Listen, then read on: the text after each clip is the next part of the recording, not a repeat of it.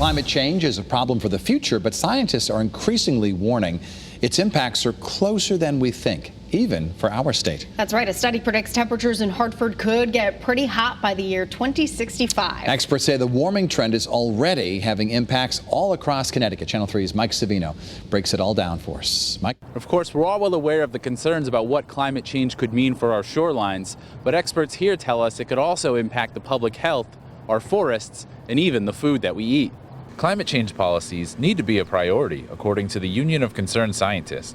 They released a report this week forecasting what could happen without eco-friendly policies to address the issue. They say Hartford in particular could be a concern. They predict temperatures will reach 90 or higher 45 days annually by the year 2065. That's the equivalent of half the summer. While that might seem like a long way off, Michael O'Neill, Dean of UConn's College of Agriculture, Health, and Natural Resources, says we're already seeing the effects of this trend.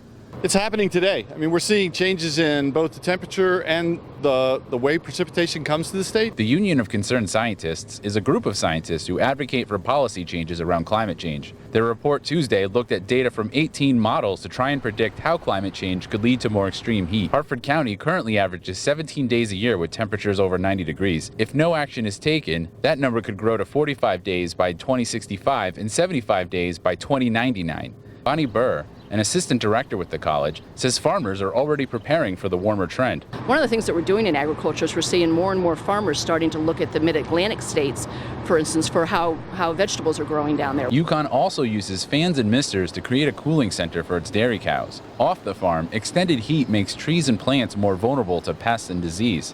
It's not just New England that faces extreme heat, according to the report. Manhattan will average 54 days with temperatures above 90 degrees by 2065. Houston, Texas, 158, and Miami, Florida, 178 days, nearly half the year. O'Neill says that's problematic for Connecticut, which only produces about 5% of the food we consume. If that happens, how are we going to produce more of our food? Because we're going to need to offset some of those losses. Again, these forecasts assume that there are no policy changes. The authors of the report suggest that we follow the goals of the Paris Accord, but President Donald Trump withdrew from that agreement back in 2017. From Storrs, Mike Savino, Channel 3 Eyewitness News.